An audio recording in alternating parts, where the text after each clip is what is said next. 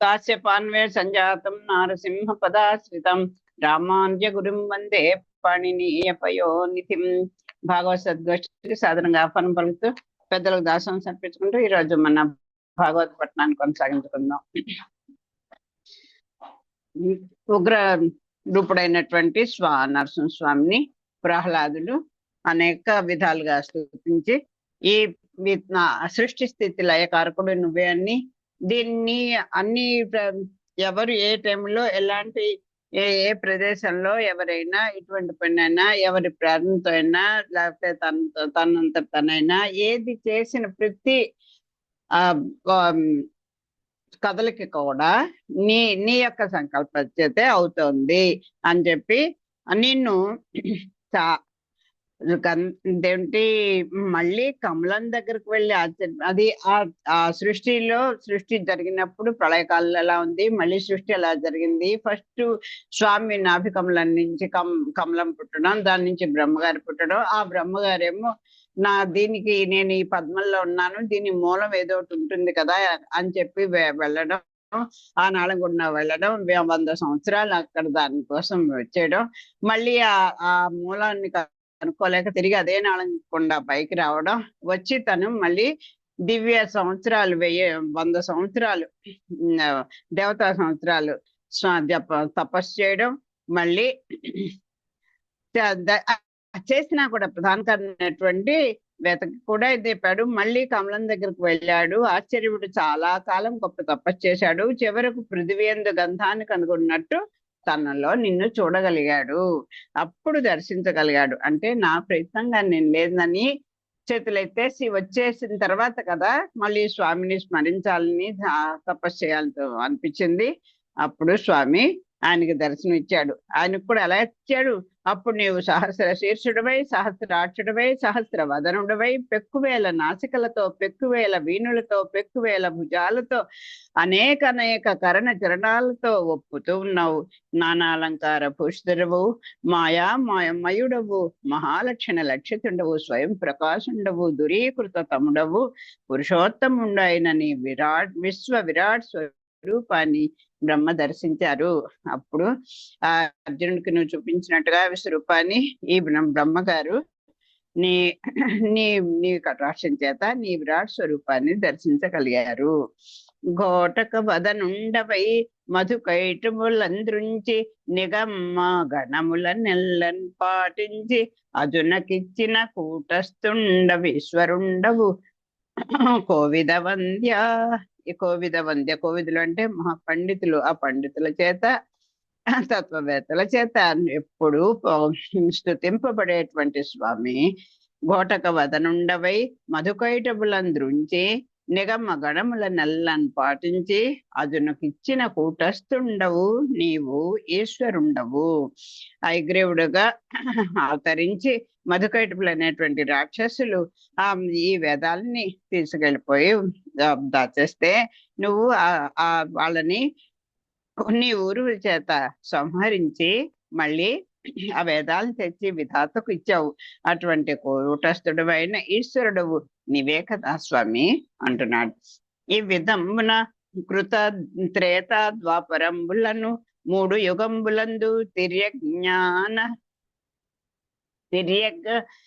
తిర్యక్ మానవ ముని జలచరాకారంబులను అవతరించి లోకంబులను ధరించుచు హరించుచు యుగానుకూల ధర్మంబులను ప్రతిష్ఠింపుచూ ఉండుదువు. దేవా అవతరింపుము. నువ్వు త్రేతాయుగంలో, కృతయుగంలో, ద్వాపరయుగంలో, ఇప్పుడు కూడా స్వామి వెంకటేశ్వర స్వామిగా అలాగే రంగనాథుడిగా వచ్చి అర్చామూర్తులుగా వచ్చి ఈ కలియుగంలో కూడా ఆ పరమాత్మే పరమపదనాథుడే ఈ రకంగా ఈ కలికాలంలో కూడా ఉండి రక్షిస్తున్నాడు. అటు దేవతలకి ఆ దేవతాగణం అంతా కూడా రోజు వచ్చి సేవించుకున్నట్టు వీలుగా, అలాగే ఈ బద్ధజీవులు కూడా సేవించుకునేటువంటి వీలుగా ఎత్తైనటువంటి కొండల మీద పుణ్యక్షేత్రాల్లో స్వామి వెలసి ఉన్నాడు. దేవాలయాల్లో పెరుమాళ్ళు ఎందుకుంటారు అన్న ప్రశ్నకి, ఎందుకుట భక్తుల యొక్క నివాసంలో ఉండడానికి దగ్గరగా, వాళ్ళు వస్తే వాళ్ళని తీసుకోవడానికి దగ్గరగా ఉంటాడట అన్ని దివ్య దేశాల్లోనూ స్వామి.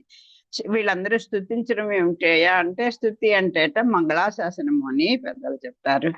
అలాగా ఆ స్వామిని అలా మంగళాశాసనం చేస్తూ స్వామికి దగ్గరగా ఆయన కటాక్షానికి పాత్రలు అవుతూ ఉండేటట్టుగా నువ్వు అంతా సులభుడుగా దిగొచ్చావు. ఈ విధమున కాకపోతే ఏమిటంటే ఏ యుగంలో అయినా నీ కూడా నీ నీ వేద వేద ప్రమాణం ప్రకారమే నువ్వు నీ ధర్మాల ప్రకారమే ఆయా యుగాలకు ఆ కాలానికి తగినట్టుగా ఆ ధర్మాలని ప్రతిష్ఠ ఆదుకోకుండా నువ్వు ఉద్ధరిస్తూ ఉంటావు అని తండ్రి అవతరింపము. నా వినతిని నువ్వు ఆలకించు తండ్రి అని చెప్తున్నారు. ఈ ప్రకారంగా కృతయుగ, త్రేతాయుగ, ద్వాపర యుగాలలో తిరియకు మానవ, ముని, జలచర ఆకారాలు ధరించి అవతరించి లోకాలను ఉద్ధరిస్తూ హరిస్తూ యుగ ధర్మాలు ప్రతిష్ఠించి పరిపాలిస్తూ ఉంటావు. ఆ సమయానికి ఏ రకమైనటువంటి అవతారం ధరించవాలో ఆ రూపాన్ని నువ్వు ధరించుకొని వాటికి మళ్ళీ వాటి యొక్క వికారాలు ఏమి నీకు అంటకుండా ఏ యుగంలో అయినా సరే ఏ రూపంలో ఉన్నా సరే ఒక మత్స్యావతారం ఎత్తావు, కూర్మావతారం ఎత్తావు, ఇప్పుడు రకరకాల రూపాలతో ఇప్పుడు ఈ రాక్షసుని చంపడానికి ఈ రూపం ఎత్తావు. అలా అలాగే మందర పర్వతాన్ని నిలబెట్టడానికి క్షీరసాగర మదనంలో నువ్వు అడుగున కూర్ముడివై వచ్చావు. అంటే నువ్వు అలాగే రాముడుగా, కృష్ణుడుగా, మానవుగా వచ్చావు. అలా ఎన్నో రూపాలను అవతరించి ఎన్నో ఆకారాలు ధరించి అవతరించావు, లోకాలని ఉద్ధరిస్తున్నావు. శిష్ట రక్షణ, దుష్ట శిక్షణ చేస్తూ యుగ ధర్మాల్ని ప్రతిష్ఠించి పాలిస్తూ ఉండేటువంటి స్వామి నువ్వు. కామ హర్షాది సంకలితమై చిత్తంబు భవదీయ చింతన పదవి చొరదు. మధురాది రసముల మరిగి చొక్కుచు జిహ్వ నీ వర్ణమునకు నిగుడ నీదు. సుందరి ముఖములం చూడన్ కోరుచు చూట్కి తావకాకృతులపై తగులువడదు.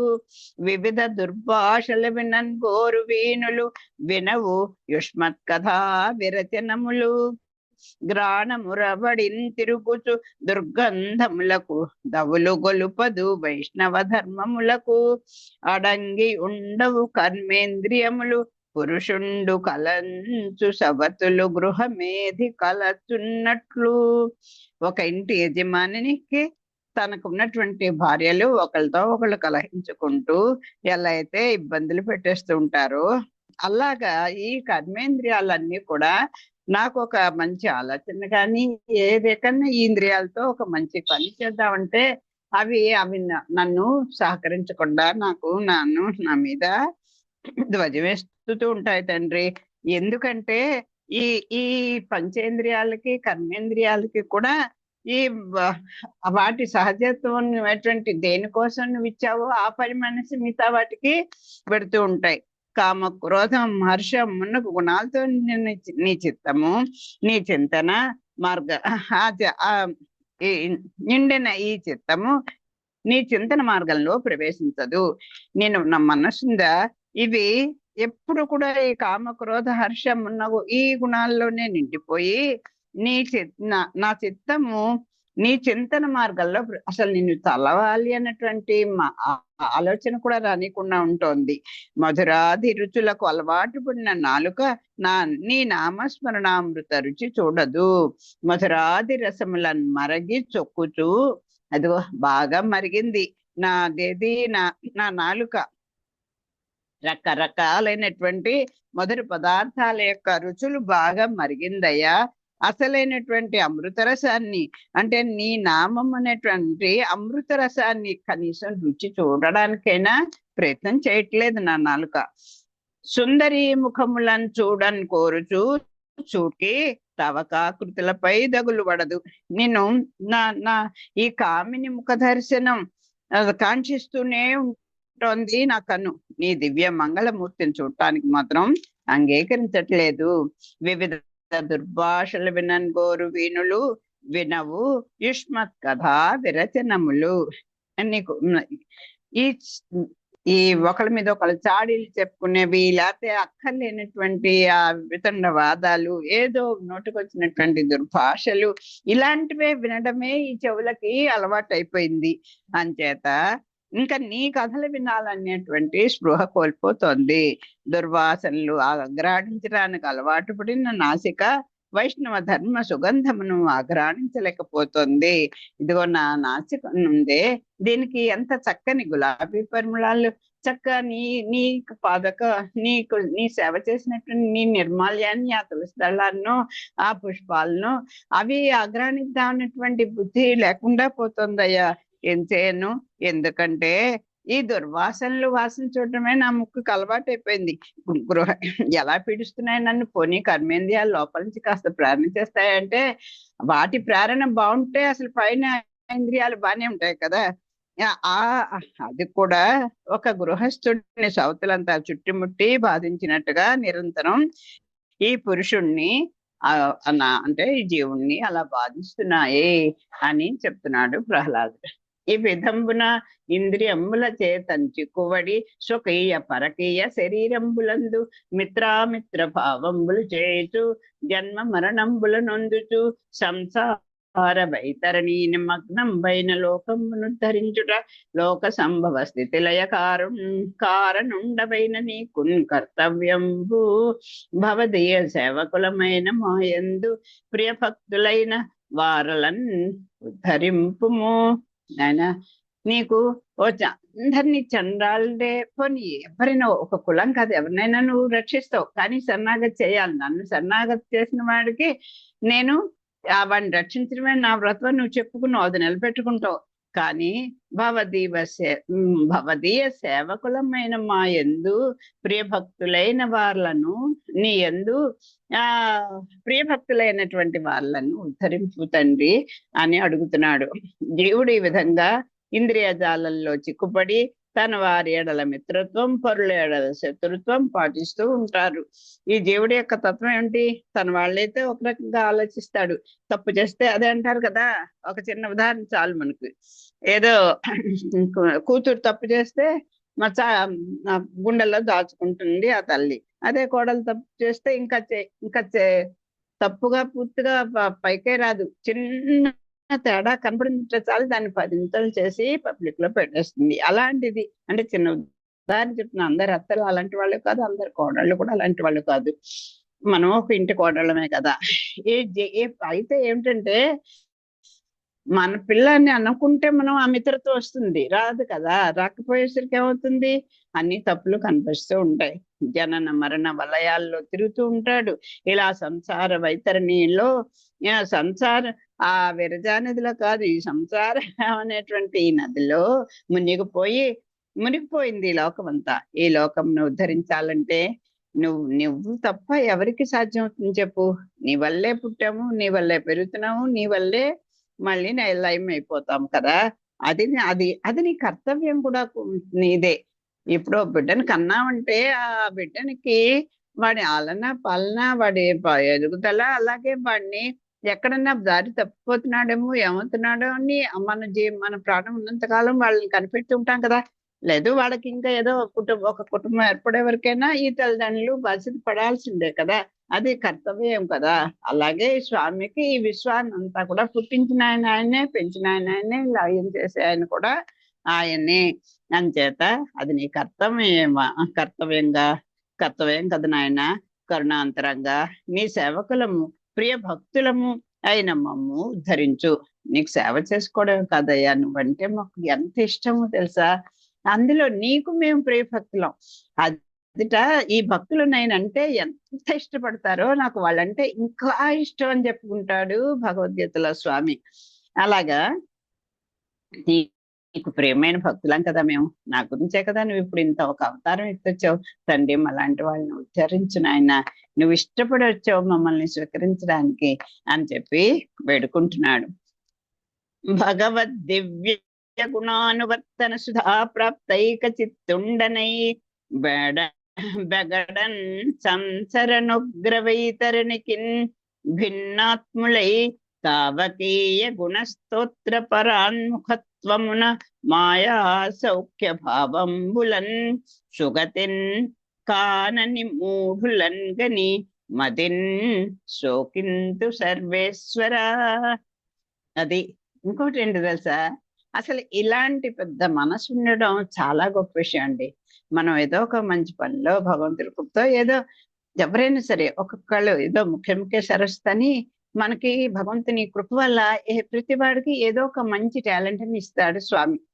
ఇస్తే దాన్ని మనకు తెలిసిన ఒక మాట, ఇప్పుడు ఈ నిజంగా నాకు ఒకసారి చాలా సంతోషం వస్తుంది.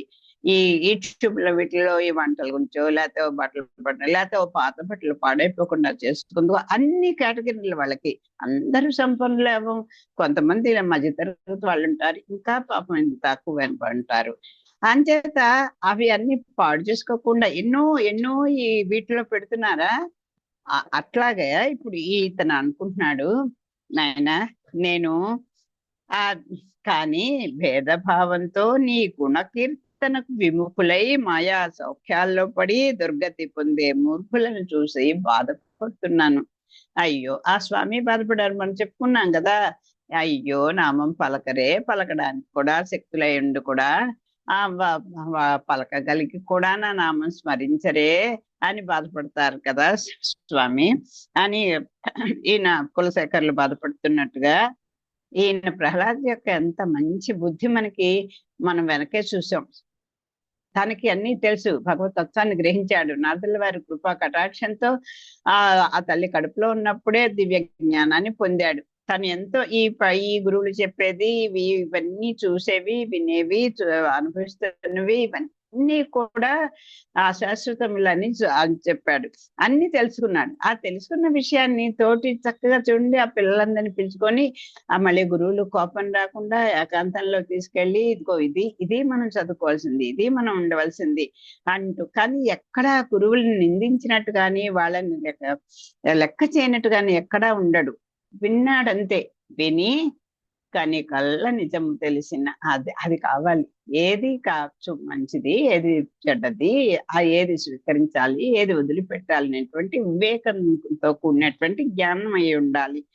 అలా ఒకవేళ నా భగవదత్తంగా మనకు ఏదైనా ఒక మంచి విషయం వస్తే అది కాస్త తెలియని వాళ్ళకి మనం వాళ్ళ అవకాశం చూసుకొని వాళ్ళ ఇంట్రెస్ట్ ని చూసుకొని మనం చెప్తూ ఉండాలి. అది ఇక్కడ చెప్తున్నారు. నాకు చాలా బాధగా ఉంది స్వామి, చూడు ఎప్పుడు నా వాళ్ళు అవతల వాళ్ళు అనుకుంటూ అలా భేదభావంతో ఉంటారు. ఒక్కసారి కూడా నీ గుణకీర్తన చెయ్యరు, విముఖులై ఉంటారు. అసలు పోని వాళ్ళు చెయ్యరు, అలాంటి వాళ్ళు ఎవరన్నా చదువుతున్నా కూడా పోని అంటున్నా అసలు వాళ్ళ దృష్టి పెట్టరు, దాని మీద ఇష్టపడరు. మాయాసౌఖ్య ఎందువల్ల ఈ మాయాసౌఖ్యాల్లో పడిపోయి దుర్గతి చెందుతున్నారు. అలాంటి వాళ్ళని చూసి మూర్ఖుల కింద కట్టారు వాళ్ళని. అది మూర్ఖ శిఖామణులు అంటారు చూసారా, అది వాళ్ళకి తోచదు, ఒకళ్ళు చెప్తే వినరు, వాళ్ళు ఏదనుకుంటే అదే కరెక్ట్ అన్నట్టు టైంను గడిపేస్తారు. అలాంటి వాళ్ళని చూస్తే చాలా బాధ అనిపిస్తుంది స్వామి అని అది పెరుమాళకు వినిస్తున్నాడు. చూడండి, నేను మార్చేస్తాను అనుకోలేదు, ఎవరిని మనం మార్చలేదండి. ప్రయత్నం చెయ్యాలి, చేయకుండా ఉండకూడదు. ఇంకా మనం చేయి దాటిపోయినప్పుడు వెనక కూడా ఒకసారి చెప్పాను, ఎవరన్నా పెద్దలు లేకపోతే గురువులు వాళ్ళు ఒక రకంగా ఏమిటో వీళ్ళు ఇలా ఉంటున్నారు, ఇంత వయసు వచ్చిన ఇలా ఉంటున్నారు, ఏమో మాకు కూడా తెలియకుండా పెద్దవాళ్ళు కూడా అంత 100% ఎవరు కరెక్ట్ కాదు కదండి. ఏదైనా ఉంటుంటే అయ్యో చెప్తే అమ్మ బాధపడుతుందేమో, అయ్యో నాన్నగారు బాధపడతారు, అయ్యో ఆచార్యులు అంటావా అనుకుంటూ చెంపలు వేసుకుంటాం.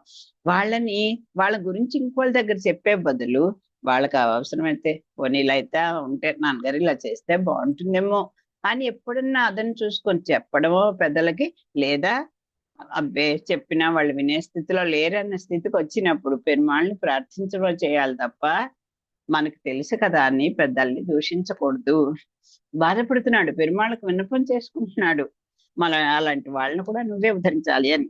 సర్వేశ్వర, నేను భగవంతుడివైన దివ్య సుగుణ కీర్తనమనే సుధను త్రాగాను. నా చిత్తం ఆ చింతనతోటే నిండిపోయింది. నేను సంసారం అనే దారుణ వైతరిని చూసి భయపడటం లేదు, కానీ భేదభావంతో నీ గుణ కీర్తనకు విముఖులై మాయా చౌక్యాల్లో పడి దుర్గతి పొందే మూర్ఖులను చూసి బాధపడుతున్నాను.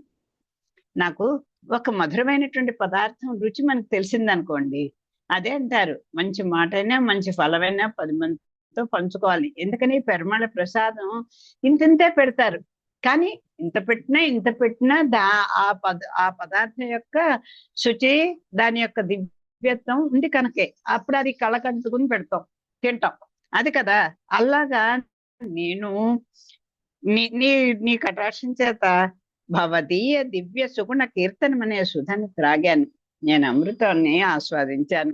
నీ దివ్య గుణ కీర్తనం అనేటువంటి అమృతాన్ని తాగాను. నా చిత్తం ఆనందంతో నిండిపోయిందయ్యా, నీ చింతనతోటే నిండిపోయింది. నేను మొన్న ఏమన్నాడు, నాయనా నువ్వు ఎటువంటి ఉగ్ర రూపం ధరించినా నాకేం భయం లేదు తెలిసిందా నీకు? నువ్వు ఎన్ని ఎన్ని ఎన్ని ఎన్ని రూపాలు ధరించి నన్ను భయపెట్టాలని వస్తావేమో, నేనేమీ భయపడను. కానీ నాకు ఇదిగో ఈ సంసారం అనేటువంటి దారుణ వైతరిని చూసి నేను భయపడుతున్నాను అన్నాడు అక్కడ. అంతకంటే కూడా అది కూడా ఇప్పుడు నాకు ఆ భయం కూడా పోయిందయ్యా, నువ్వే దాటిస్తావు.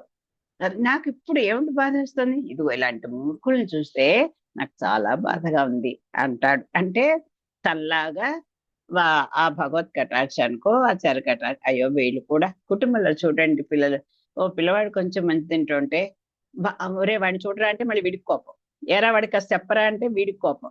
అంచేత మనమే చూడు, అయ్యో వీడేమిటో వాడిని చూసాను నేర్చుకోడు, పోనీ మేము చెప్పినా వినడు అని అనుకొని బాధపడుతుంటాం. అలాగా అదొక్కటే నాకు బెంగ, ఏమిటో వీడికి అసలు పెరుమాళ దృష్టే లేదు అంటుంటారు తల్లిదండ్రులు. ఇంకోటి ఏదైనా సరే, లేకపోతే ఏదో చెడు స్నేహాలు చేస్తున్నాడు అనుకుంటూ నాకు మిగతా పిల్లల గురించి బెంగ లేదు, ఇదిగో వీళ్ళ గురించే వీడి గురించే వాడి గురించే అంటుంటాను చూడండి. అలాగనమాట. దేవా, మునీంద్రులు నిజ విముక్తి కాములై నిజన స్థలంబులందు తపంబులాచరింతురు. కాముకత్వము నొల్లక ఉండు వారికి నీకంటే ఉండు శరణంబు లేదు, కావున నిన్ను సేవించదన్. కొందరు కాముకులు కరద్వయ కండూతి చేతన్ తనియని చందంబున దుశ్శబ్దంబై పశు పక్షి క్రిమికీట సామాన్యంబైన మైథునాది గృహమేది సుఖంబులందనియక కడపట అతి దుఃఖవంతుల ఉదురు. నీ ప్రసాదం బుగల సుగుణుండు నిష్కాముండై ఉండు. మౌన వ్రత జప తప శృత అధ్యయనములను నిజ ధర్మ వ్యాఖ్యాన విజన స్థల నివాస సమాధులను మోక్షహేతువులకు నైన ఇవి 10 ఇంద్రియ జయంబులేని వారికి, భోగార్థంబులై విశ్రమించు వారికి జీవనోపాయంబులై డాంబికులకు వార్తాకరంబులై ఉండు. సఫలంబులు గావు. భక్తి లేక భవదీయ జ్ఞానంబు లేదు. రూపరహితుండవైన నీకు బీజాంకురంబుల కైవడిన్ కారణ కార్యంబులైన సదసద్రూపంబులు రెండును ప్రకాశమానంబులగు. ఆ రెండిటి యందును భక్తి యోగమున బుద్ధిమంతులు మథనంబున దారువులందు వన్ని గనియడి తిరంగున నిన్ను పొడగందురు. పంచభూత తన్మాత్రంబులను ప్రాణేంద్రియంబులను మనోబుద్ధి అహంకార చిత్తంబులను నీవా. సగుణంబును నిర్గుణంబును నీవా. గుణాభిమానులైన జన్మ మరణంబులనందు విభుదులు ఆద్యంతంబులు గానక నిరుపాధికుండవైన నిన్నెరుంగరు. తత్వజ్ఞానులైన విద్వాంసులు వేదాధ్యయనాది వ్యాపారంబులు మాని వేదాంత ప్రతిపాద్యుండవగు నిన్ను సమాధి విశేషంబుల నెరింగి సేవింతురు. అదిగాక దేవాది దేవా అది అని చెప్తున్నారు. ఇక్కడికి చెప్పారు, మళ్ళీ దీనికి భావం చెప్తున్నారు. దేవాది దేవా, మునీంద్రులు కోరికలు వదిలి ఏకాంత ప్రదేశాల్లో తప్పు చేసుకుంటూ ఉంటారు. కామ వికారం లేని వాళ్లకు నీకంటే కాక్షింపదగినది ఏమున్నది? అందుకనే నేను నిన్ను సేవిస్తాను అని చెప్తున్నాడు. మునీంద్రులు నిజ విముక్తి కాముకులై విజన స్తనంబులందు తపంబులు ఆచరింతురు. ఇదిగో మునీంద్రులు ఉన్నారే, వాళ్ళు నిజ విముక్త కాముకులై, అంటే ముక్తుల స్టేజ్కి వెళ్తారు. అంటే ఈ సంసారంలోనే ఉంటూ ఈ భోగభాగ్యాలను అనుభవిస్తూ కొంతకాలానికి వాళ్ళకి విరక్తి కలిగి వీటన్నిటిని కూడా వదిలిపెట్టుకొని విజన స్థలం అంటే ఒక ఆ, ఖాళీ ప్రదేశాన్ని, అంటే ఎవరు లేనటువంటి ప్రదేశంలో తపంబులు చేసుకుంటారు. కాముకత్వము నొల్లకయుండు వారికి నీకంటే ఒండు శరణ్యంబు లేదు. ఆ కోరికలు లేనప్పుడు ఇంకా శరణ్యం ఏంటి? నువ్వే కదా.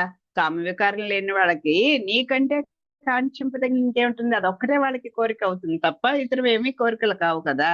నిన్ను నేను సేవించదన్ కొందరు కాముకులు కరద్వయ కండూతి చేతంతని అని చందంబునన్ తుచ్చంబై పశుపక్షి క్రిమికీట సామాన్యంబైన మైథునాది గృహమేది సుఖంబులందనియక కడపట అతి దుఃఖవంతులు అగుదురు.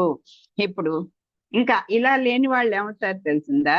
అందుకనే నేను అది ఒక కామవికారం లేని వాళ్ళు నిన్నే కోరతారు కదా, అలాగే నేను కూడా నిన్ను సేవిస్తాను. కొందరు ఉంటారండి, ఇంకో కేటగిరీ చెప్తున్నారు. కొందరు రెండు చేతులతోటి గొక్కొని కూడా విపరీతమైన దురద పుట్టేస్తుంది అనుకోండి, ఇలా పెట్టుకుని అందుకున్నంత వరకు పెట్టుకుంటాం, లేకపోతే అక్కడ అట్ల కాడో కర్రో పుల్లో ఏదో ఉంటే దాంతో గోకుంటాం. అది కూడా చాలక రెండో చేత్తో కూడా అందిన మటుకు చేయి ముందుకి వెనక్కి పెట్టి స్నానం మెరికలు తిరిగి గోకుంటున్నాం. కానీ అది తృప్తి, అది పోదు ఆ దురద. అది పోకపోతే అలాగట రెండు చేతులతోటి గోక్కుని కూడా తృప్తి పొందనట్లు ఈ కాముకులు ఉంటారే, ఒకరి తిరిసరికి ఒకటి తిరిగేసరికి దీనికి ఫుల్ స్టాప్ అంటూ ఉండదు. ఆ కోరికలకు తుచ్చమైపోయి పశు పక్షాదులకు క్రిమి కీటకాలకు సామాన్యమైన మైథునాది గృహ సుఖాలలో మునిగి సంతృప్తి చెందరు. అంటే భగవద్ దృష్టి లేని వాళ్ళు ఇంకొకటి ఇంతకన్నా మనం అనుభవిస్తున్న మనం ఉంటున్నటువంటి ఈ పద్ధతి కంటే ఇంకా మంచి మార్గంలో తీసుకెళ్లేది వేరేది ఉంది అనేది తెలుసుకోలేని ఏవి పశుపక్షాదులే కదా. అలాగా ఈ జీవుడు కూడా ఈ సంసారంలో ఈ అంటే మైథునాది అంటే ఈ సంసార భోగాలలో పడిపోయి ఆ జంతువుల్లాగే ఆహారం సంపాదించుకుంటున్నాయి, అవి తను రక్షించుకుంటున్నాయి, హాయిగా సంతానోత్పత్తి చేసుకుంటున్నాయి. అలాగా వావు కూడా సుఖం అనుభవిస్తున్నాయి కదా అన్ని పశుపక్షాదులు అన్ని కూడా.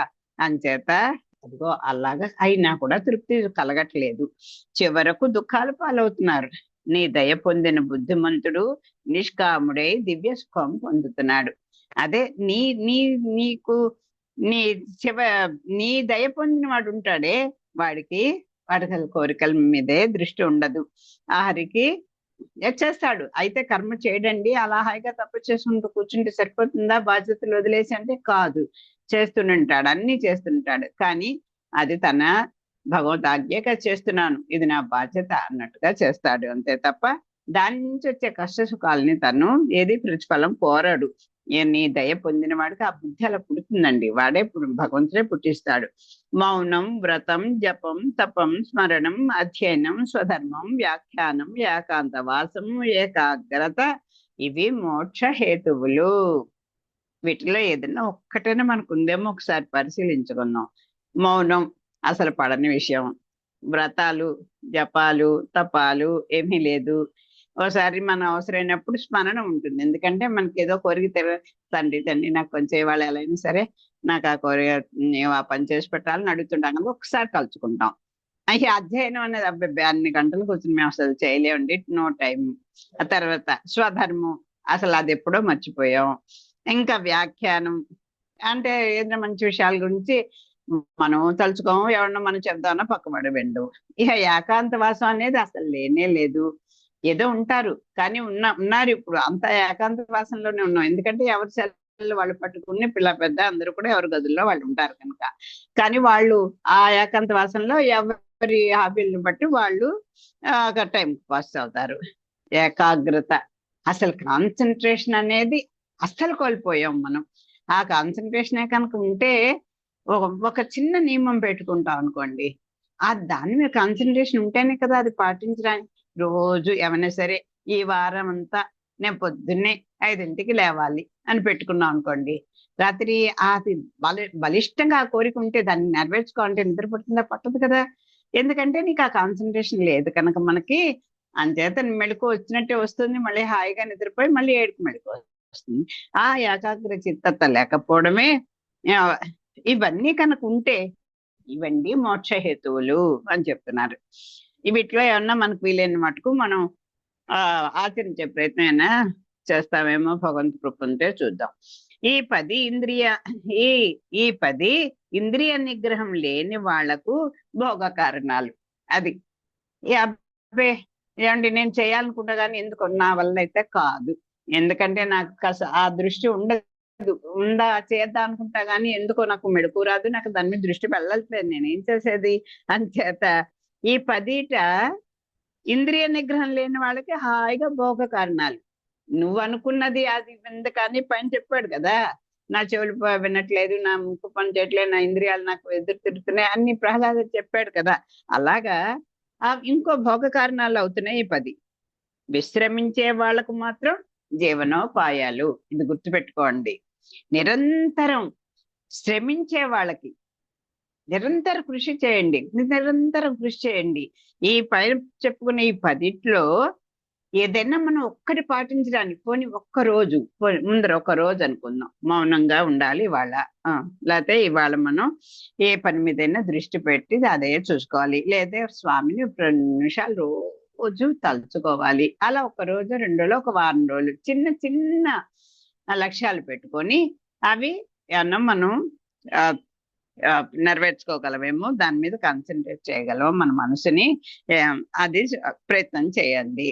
చేస్తే విశ్రమించే వాళ్ళకి మాత్రం ఇవన్నీ జీవనోపాయాలే కదండి. ఇవన్నీ ఉంటే, ఆ కాన్సన్ట్రేషన్ ఉంటే, ఒక ఏకాంతంగా కూర్చుని ఏదో ఒకటి, కొంతమంది చిత్రలేఖనం, కొంతమందికి ఇంకో పాటలు పాడుకోవడం, ఇంకోళ్ళకి అందరికీ తలొక హాబీ ఉంటుంది. కాకపోతే అది జీవనోపాధికి ఉపయోగపడంగా ఉండాలి.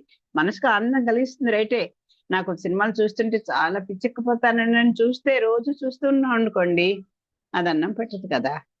అది కూడా పోనీ ఆ రంగంలో వెళదాం అనుకున్నా, అప్పుడు కూడా ఈ పైన ఉన్నటువంటి అన్నీ పాటించాల్సిందే. అలా కనుక పాటిస్తే వాళ్ళకి జీవనోపాయాలు అవుతాయి. ఆడంబర పరులకు కాలక్షేప విషయాలు అవుతాయి. ఏదో ఆడంబరంగా హంగులన్నీ అమర్చుకొని వాటిలోనే మన గొప్పదనంతా ప్రదర్శింప చేసుకోవాలి అనుకుంటే హాయిగా భోగ కారణాలు అవుతాయి. విశ్రమించే వాళ్ళకి జీవనోపాయాలు అవుతాయి. లేదు అదేంటి, ఈ నిజంగా పాటించే వాళ్ళందరికీ మోక్షహేతువులు. నువ్వు ఏది కోరుకుంటే అవి వస్తాయి. అది ఏం కోరుకోవాలనేది, ఏది నీకు అవసరం అనేది నువ్వు చూసుకో. అది ఇలాంటి వారికి ఆ మోక్షహేతువులు సఫలం కావు. ఆడంబర పనులు ఉన్నారు, వాళ్ళకి ఇవి మోక్షహేతువులు కావు కదా. నువ్వు హాయిగా సౌఖ్యంగా బతకాలనుకుంటూ, మోక్షం కావాలనుకుంటే వీటి మీద కొంత, ఒకటి కావాలనుకుంటే ఒకటి వదలాలని పెద్దలు ఎన్నోసార్లు చెప్తూ ఉంటారు మనకి. అది కావాలి ఇది కావాలంటే ఎలా అవుతుంది? అవుతుంది కదా.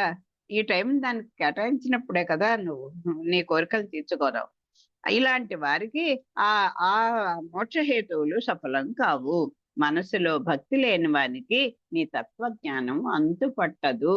ఎన్ని ఉన్నా సరే నీ మీద ఆ తైలధారలాగా నీ స్మరణ, నీ మీద ప్రేమ, నీ గురించి ఆలోచన, అయ్యో స్వామికి వాళ్ళు మనం అయ్యో ఆ గది శుభ్రం చేసుకున్నాం సరిగ్గా, అయ్యో ఇవాళ పూలు తెచ్చుకోవడం మర్చిపోయాం, ఆ భావన చాలండి. రోజు మీరు పూలు పెట్టకపోయినా ఏమన్నా తులసి దళం అక్కడ పెట్టో దండం పెట్టినా ఆయన అంతే తృప్తిగా స్వీకరిస్తాడు స్వామి. ఆ భక్తి లేని వానికి అసలు నీ జ్ఞానం మీద దృష్టి కూడా పుట్టదు. తత్వజ్ఞానం అసలు అంతుపట్టదు. తత్వజ్ఞానం ఎవరికి అంతుపట్టదు. కాకపోతే అసలు కనీసం ఆ స్పృహ కూడా మనకి రాదు. విత్తనాల నుండి మొలకలు బయలుదేరినట్లు రూపం లేని నీ యందు కార్యాలైన అసత్ రూపాలు రెండు కూడా తేజరిల్లుతూ ఉంటాయి. ఒక విత్తనం అయితే మనం చూస్తాం, అది మనకు ఆకారం కనిపిస్తుంది, దాని నుంచి ఒక మొలకలు వస్తాయని తెలుస్తుంది, కానీ అవి వచ్చే వరకు మనకు తెలియదు. కానీ ఉంది అని తెలుసు, ఉంది కదా, లేకపోతే చెట్టు ఎలా వస్తుంది? కార్యము కారణము రెండు కూడా ఉన్నాయి. అలాంటివే నీ రూపం కూడా, నీలో కూడా ఈ సత్తు అసత్తు ఈ 2 రూపాలు కూడా ఉన్నాయి. ఆ రెండింట్లోనూ భక్తి యోగంతో బుద్ధిమంతులు మధించి అరణిలో అగ్నిని కనుక్కున్నట్లు నిన్ను దర్శిస్తారు. ఒక కర్రలో నిప్పు ఉందా లేదా? ఉంది. ఏది పైకి రమ్మను అంటే వచ్చేస్తుందా? రాదు కదా. నువ్వు శ్రమించాలి, మధించాలి. ఆ క్షీరసాగరాన్ని అన్ని రకాలుగా స్వామి తనంతటా అయ్యి వీళ్ళ చేత చేయిస్తే కదండి అమృతం పుట్టింది. అలాగ నువ్వు ఏది కావాలనుకున్నా దానికి మథనం చెయ్యి. మథనం అంటే దాన్ని మన్నం చేస్తావా, పాడతావా, వింటావా, అంటావా, ఏం చేస్తావా చూసుకో నీవు. అది కూడా ఏ పనైనా త్రికరణ శుద్ధిగా చెయ్యి. అలా చేస్తే అప్పుడు ఈ వీళ్ళు మరి బుద్ధిమంతులు యోగులందరికీ ఎలాగా దర్శిస్తున్నారండి మరి? వాళ్ళు మనలాంటి వాళ్ళే అంటే మళ్ళా ఖాళీగా కూర్చోరు వాళ్ళు. వాళ్ళు దాన్ని ఎలా మధించి మధించి మధించి దాంట్లో ఒక ఆ 2 కర్రల్ని తీసుకొచ్చి వాటికి రాపిడి కలిగిస్తే కదా అగ్ని పుడుతుంది. అలాగా దర్శిస్తారు. భూమి, జలం, అగ్ని, వాయువు, ఆకాశము అనేటువంటి పంచభూతాలు. ఈ పంచభూతాలు 5 శబ్ద, స్పర్శ, రూప, రస, గంధం అనేటువంటి పంచ తన్మాత్రలు మనం చదువుకున్న సృష్టి క్రమంలో పంచభూతాలు, అలాగే పంచ తన్మాత్రలు, ప్రాణము, ఇంద్రియాలు, మనస్సు, బుద్ధి, అహంకారము, చిత్తము. ఇవన్నీ వచ్చాయి. ఇప్పుడు 5 పంచేంద్రియాలు, 5 పంచ తన్మాత్రలు, ఆ తర్వాత ఏమో ప్రాణము, ఏంటి ప్రాణము, ఇంద్రియాలు, మనస్సు, బుద్ధి, అహంకారము, చిత్తము. ఇవన్నీ కూడా ఈ 16 కూడా నీవే. సగుణము నిర్గుణము కూడా నీవే. సత్వరజస్తమో గుణాభిమానులైన జనన మరణాలు పొందే పండితులు నీ అద్యంతాలు తెలుసుకోలేరు. వాళ్ళు ఎంత పండితులైనా సరే వాళ్ళకు కూడా సాధ్యం కాదు. సత్వరజస్తమో గుణాభిమానులైన మానులై జనన మరణాలు పొందే పండితులు నీ అద్యంతాలు తెలుసుకోలేరు. అబ్బా, ఆయన చాలా వాళ్ళ ఉద్దండ పండితుడండి. గండ పెండేరాలు ఇప్పుడు 3 సార్లు వేశారండి అంటే ఆయనకు కూడా నువ్వు నీ తత్వం తెలుసుకోలేడు. ఎంచేత ఆయనకి ఈ సత్వ, రజోగుణం, తమో గుణం వీటి మీద ఈ ఈ ఈ 3 అలా తిరుగుతూ ఉంటే ఇంకా ఆయనకి ఎప్పటికీ ఈ జన్మ మరణాలన్నీ మనలాగా ఆ మహాపండితుడు కూడా అనుభవిస్తూనే ఉంటాడు కదా. అంచేత అతనికి ఈ ఆద్యంతాలు అంటే ఈ అసత్యాలు ఇవన్నీ కూడా అసలు తుది మొదలు నీ గురించి అసలు తెలుసుకోలేరు. ఉపాధి రహితుడవైన నిన్ను గుర్తించలేరు. తత్వజ్ఞులైన విద్వాంసులు వేదాధ్యయనాది కర్మలు మాని వేదాంత ప్రతిపాదకుడవైన నిన్ను ఏకాగ్ర చిత్తంతో దర్శించి సేవిస్తూ ఉంటారు.